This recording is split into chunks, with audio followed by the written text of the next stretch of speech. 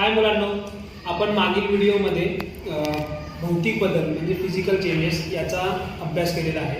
आता आपण या व्हिडिओमध्ये रासायनिक बदल म्हणजेच केमिकल चेंजेस याचा अभ्यास करणार आहोत. आधीच तुम्हाला सांगितल्याप्रमाणे फिजिकल चेंजेस आणि रासायनिक बदल याच्यामध्ये मुख्य फरक आहे की याच्यामध्ये रासायनिक बदलामध्ये पदार्थाची अवस्था चेंज होते, त्याबरोबर त्याचे गुणधर्मसुद्धा चेंज होतात. तर आपण फिजिकल चेंजचं जसं एक DIY एक्सपेरिमेंट करून उदाहरण बघितलं, त्याचप्रमाणे आपण रासायनिक बदलाचं म्हणजेच केमिकल चेंजचं एक उदाहरण या ठिकाणी बघणार आहोत. तर त्यासाठी आपल्याला जे साहित्य लागणार आहे ते अशा प्रकारे आहे. एक आपल्याकडे बेस बोर्ड आहे, त्याच्यानंतर 2 बोर्ड आहेत, एक त्याचा आपल्याला टेस्ट ट्यूब स्टँड बनवायचा आहे. त्याच्यानंतर आपल्याकडे 2 केमिकल आहेत, एक आहे विनेगर आणि दुसरं आहे बेकिंग सोडा. हे 2 केमिकल मिक्स झाल्यावरती काय केमिकल रिॲक्शन होते आणि त्याच्यापासून त्याच्यामुळे कुठला बदल होतो तर ते आपल्याला या ठिकाणी बघायचं आहे. तर सर्वात पहिल्यांदा तर मी आता हे टेस्ट ट्यूब स्टँड बनवायला सुरुवात करतो. तुम्हाला हे 2 बोर्ड या ठिकाणी जे खाचा दिसत आहेत त्याच्यामध्ये लावायचे आहेत आणि तुम्हाला ही टेस्ट ट्यूब उभी धरण्यासाठी एक स्टँड तयार करायचं आहे. तर हा आपला स्टँड तयार झालेला आहे, ज्याच्यामध्ये आपण टेस्ट ट्यूब अशा प्रकारे ठेवू शकतो. आता ही टेस्ट ट्यूब घेतल्यानंतर तुम्हाला याच्यामध्ये हे विनेगर सोल्युशन घ्यायचं आहे, जे मी ऑलरेडी तुम्हाला याच्यामध्ये घेतलेलं आहे. आता विनेगर सोल्युशन टेस्ट ट्यूबमध्ये घेतल्यानंतर आपल्याला हा जो बेकिंग सोडा आहे, तर हा बेकिंग सोडा आपल्याला या फुग्यामध्ये घ्यायचा आहे, जो मी आता घेत आहे.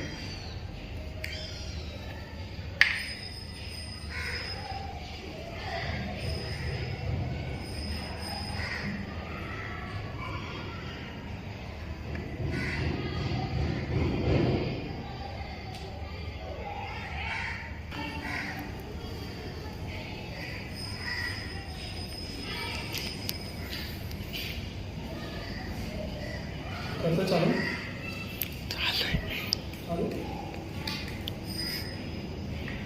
मला एक फनलमधून हा सोडा फुग्यामध्ये टाकायचा आहे.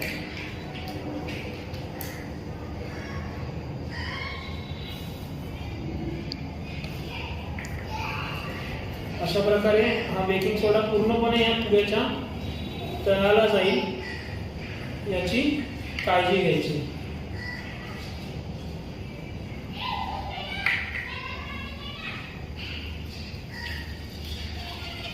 त्याच्यानंतर हा फुगा आपल्याला या टेस्ट ट्यूबमध्ये लावायचा आहे. तो अशा प्रकारे लावायचा आहे की या फुग्याचं पूर्ण जे टोक आहे किंवा जे तोंड आहे ते पूर्ण हे टेस्ट ट्यूब कव्हर करेल किंवा तो पूर्ण टेस्ट ट्यूब झाकून घेईल.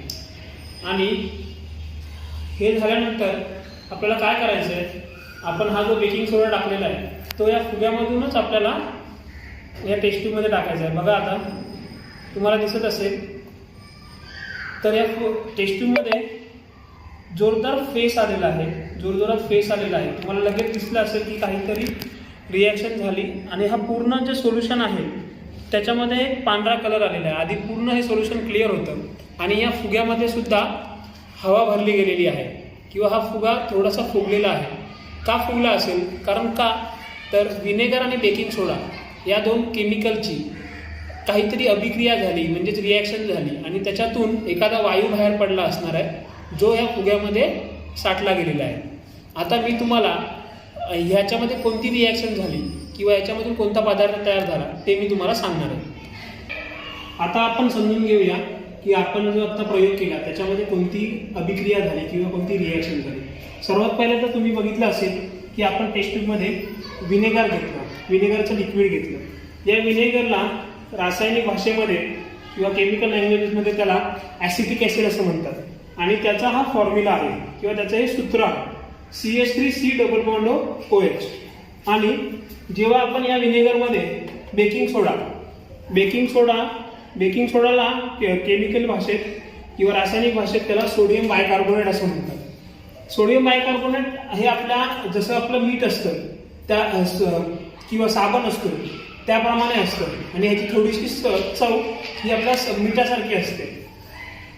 जेव्हा या दोघांची रिॲक्शन होते तेव्हा तुम्ही बघितलं असेल की इथून फेस बाहेर हे पूर्ण सोल्युशन टर्बिड झालं किंवा प्रेसिपिटेट झालं आणि ते जसं आपलं दूध असतं किंवा दही असतं त्या प्रकारे त्याला एक पांढरा कलर आला आणि त्याच्यामधून सुरुवातीला फेस आला आणि हा वायू कोणता तरी एक वायू बाहेर पडला.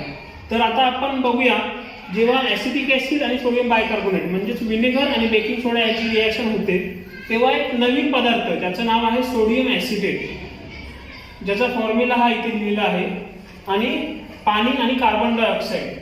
हा फुगा का फुगला तर त्याचं महत्वाचं कारण आहे या रिएक्शन मध्ये आपला कार्बन डायऑक्साईड जो वायू आहे तो इव्हॅपरेट झाला, तो बाहेर टाकला गेला, त्याच्यामुळे हा फुगा फुगला आणि याच्यामध्ये एक नवीन पदार्थ तयार झाला सोडियम ऍसिटेट. म्हणून या बदलाला रासायनिक बदल असं म्हणतात.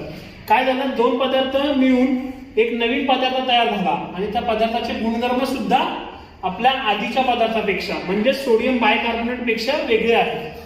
त्याच्यामुळे हा जो बदल आहे या बदलाला रासायनिक बदल असं म्हणतात. थँक्यू.